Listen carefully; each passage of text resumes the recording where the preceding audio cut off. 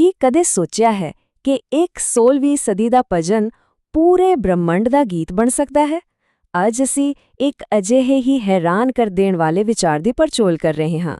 ਇੱਕ ਅਜਿਹਾ ਵਿਚਾਰ ਜੋ ਸਦੀਆਂ, ਸੱਭਿਆਚਾਰਾਂ ਅਤੇ ਇੱਥੋਂ ਤੱਕ ਕਿ ਤਾਰਿਆਂ ਨੂੰ ਵੀ ਆਪਣੇ ਕਲਾਵੇ ਵਿੱਚ ਲੈਂਦਾ ਹੈ। ਇਹ ਸ਼ਬਦ ਨੇ ਨੋਬਲ ਪੁਰਸਕਾਰ ਜੇਤੂ ਰਬਿੰਦਰਨਾਥ ਟੈਗੋਰ ਦੇ। ਦੱਸਿਆ ਜਾਂਦਾ ਹੈ ਕਿ ਜਦੋਂ ਉਨ੍ਹਾਂ ਨੂੰ ਪੁੱਛਿਆ ਗਿਆ ਕਿ ਉਹ ਪੂਰੀ ਦੁਨੀਆ ਲਈ ਇੱਕ ਗੀਤ ਕਿਉਂ ਨਹੀਂ ਲਿਖਦੇ, ਤਾਂ ਉਨ੍ਹਾਂ ਦਾ ਜਵਾਬ ਸੱਚੀ ਹੈਰਾਨ ਕਰਨ ਵਾਲਾ ਸੀ।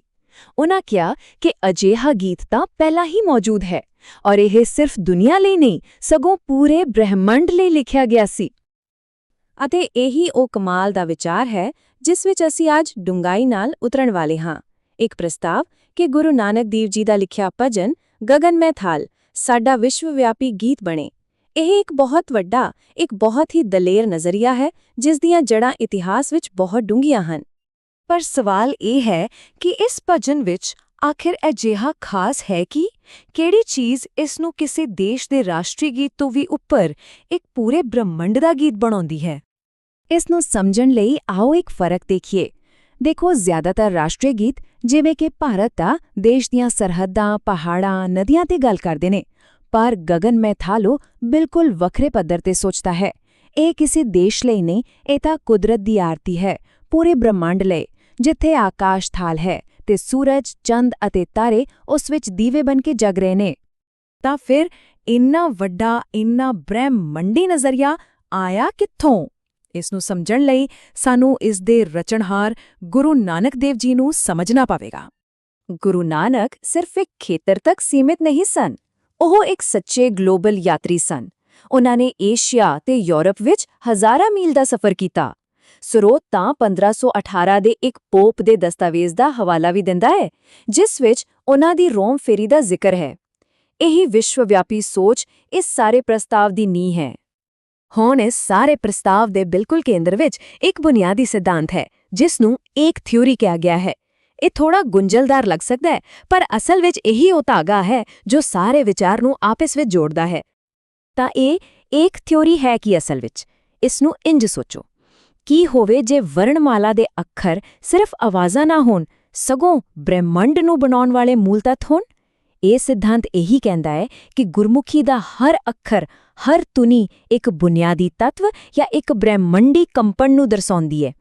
ਇਹ ਤਾਂ ਇੰਜ ਹੈ ਜਿਵੇਂ ਭਾਸ਼ਾ ਨੂੰ ਸਿੱਧਾ ਬ੍ਰਹਿਮੰਡ ਦੇ ਸੰਗੀਤ ਨਾਲ ਹੀ ਜੋੜ ਦਿੱਤਾ ਹੋਵੇ। ਚਲੋ ਦੇਖੀਏ ਇਹ ਕੰਮ ਕਿਵੇਂ ਕਰਦੀ ਹੈ। ਸ਼ੁਰੂਆਤ ਹੁੰਦੀ ਹੈ ਗੁਰਮੁਖੀ ਦੇ 35 ਅੱਖਰਾਂ ਤੋਂ। ਹਰ ਅੱਖਰ ਇੱਕ ਵੱਖਰੀ ਬ੍ਰਹਿਮੰਡੀ ਊਰਜਾ ਨਾਲ ਜੁੜਿਆ ਹੈ। ਜਦੋਂ ਇਹ ਇਕੱਠੇ ਮਿਲਦੇ ਹਨ ਤਾਂ ਇਹ ਸਿਰਫ ਸ਼ਬਦ ਨਹੀਂ ਬਣਾਉਂਦੇ, ਸਗੋਂ ਇੱਕ ਬ੍ਰਹਿਮੰਡੀ ਵਿਆਕਰਣ ਦੀ ਸਿਰਜਣਾ ਕਰਦੇ ਹਨ। ਅਤੇ ਇਸ ਸਿਧਾਂਤ ਦੇ ਅਨੁਸਾਰ ਇਸ ਵਿਆਕਰਣ ਦੀ ਵਰਤੋਂ ਸੰਗੀਤ ਤੋਂ ਲੈ ਕੇ ਵਿਗਿਆਨ ਤੱਕ ਅਸਲ ਜ਼ਿੰਦਗੀ ਵਿੱਚ ਹੋ ਸਕਦੀ ਹੈ। ਠੀਕ ਹੈ, ਇੱਕ ਬ੍ਰਹਿਮੰਡੀ ਵਿਆਕਰਣ, ਪਰ ਇਸ ਦਾ ਸੰਗੀਤ ਨਾਲ ਕੀ ਲੈਣਾ ਦੇਣਾ?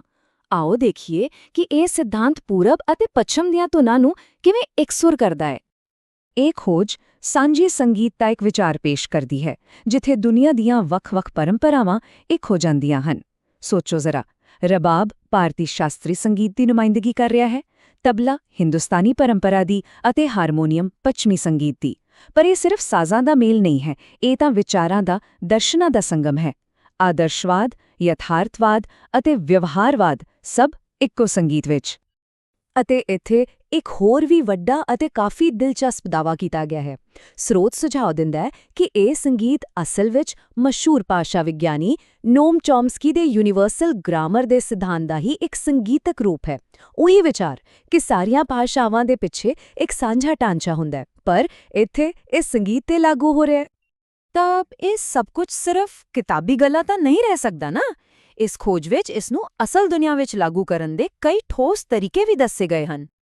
ਇਸ ਸਿਧਾਂਤ ਨੂੰ ਲਾਗੂ ਕਰਨ ਦਾ ਦਾਇਰਾ ਸੱਚਮੁੱਚ ਬਹੁਤ ਵੱਡਾ ਹੈ। ਪ੍ਰਸਤਾਵਾਂ ਵਿੱਚ ਯੂਨੈਸਕੋ ਲਈ ਇੱਕ ਵਿਸ਼ਵ ਵਾਤਾਵਰਣ ਗੀਤ ਬਣਾਉਣ ਤੋਂ ਲੈ ਕੇ ਵਿਸ਼ਵ ਧਰਮ ਸੰਸਦ ਵਿੱਚ ਸ਼ਾਂਤੀ ਦਾ ਸੁਨੇਹਾ ਦੇਣ ਤੱਕ, ਅਤੇ ਇੱਥੋਂ ਤੱਕ ਕਿ ਸੰਯੁਕਤ ਰਾਸ਼ਟਰ ਲਈ ਗਲੋਬਲ ਨਾਗਰਿਕਤਾ ਦਾ ਇੱਕ ਢਾਂਚਾ ਤਿਆਰ ਕਰਨ ਤੱਕ ਦੀ ਗੱਲ ਸ਼ਾਮਿਲ ਹੈ। ਅਤੇ ਗੱਲ ਇੱਥੇ ਹੀ ਖਤਮ ਨਹੀਂ ਹੁੰਦੀ। ਸਰੋਤ ਇਸ ਏਕੀਕ੍ਰਿਤ ਨਜ਼ਰੀਏ ਨੂੰ ਸਾਡੇ ਸਮੇਂ ਦੇ ਸਭ ਤੋਂ ਵੱਡੇ ਸੰਕਟਾਂ ਦੇ ਸੰਭਾਵੀ ਹੱਲ ਵਜੋਂ ਵੀ ਪੇਸ਼ ਕਰਦਾ ਹੈ, ਚਾਹੇ ਉਹ ਕੋਵਿਡ-19 ਵਰਗੀ ਮਹਾਮਾਰੀ ਹੋਵੇ, ਵਾਤਾਵਰਣ ਦੀ ਤਬਾਹੀ ਹੋਵੇ ਜਾਂ ਫਿਰ ਇੱਕ ਵੱਡੇ ਵਿਸ਼ਵ ਯੁੱਧ ਦੇ ਖਤਰੇ ਨੂੰ ਟਾਲਣਾ ਹੋਵੇ। ਇਹ ਇੱਕ ਬਹੁਤ ਵੱਡਾ ਦਾਅਵਾ ਹੈ ਕਿ ਇੱਕ ਏਕੀਕ੍ਰਿਤ ਸੋਚ ਇਹਨਾਂ ਵਿਸ਼ਵ-ਵਿਆਪੀ ਸਮੱਸਿਆਵਾਂ ਦਾ ਹੱਲ ਹੋ ਸਕਦੀ ਹੈ। ਤਾਂ ਅਸੀਂ ਇਸ ਸਭ ਤੋਂ ਕੀ ਸਿੱਖਦੇ ਹਾਂ ਕਿ ਇੱਕ ਪ੍ਰਾਚੀਨ ਭਜਨ ਅਤੇ ਇੱਕ ਬ੍ਰਹਮੰਡੀ ਸਿਧਾਂਤ ਤੇ ਆਧਾਰਿਤ ਨਜ਼ਰੀਆ ਸੱਚਮੁੱਚ ਸਾਡੀਆਂ ਅੱਜ ਦੀਆਂ ਵੱਡੀਆਂ ਚੁਣੌਤੀਆਂ ਦਾ ਹੱਲ ਪੇਸ਼ ਕਰ ਸਕਦਾ ਹੈ। ਇਹ ਸੋਚਣ ਲਈ ਇੱਕ ਬਹੁਤ ਵੱਡਾ ਸਵਾਲ ਹੈ ਅਤੇ ਇਸ ਦਾ ਜਵਾਬ ਸ਼ਾਇਦ ਸੰਗੀਤ, ਵਿਗਿਆਨ ਅਤੇ ਵਿਸ਼ਵਾਸ ਦੇ ਇਸ ਦਿਲਚਸਪ ਮਿਲਾਪ ਵਿੱਚ ਹੀ ਕਿਤੇ ਲੁਕਿਆ ਹੋਵੇ। ਸਾਡੇ ਨਾਲ ਜੁੜਨ ਲਈ ਧੰਨਵਾਦ।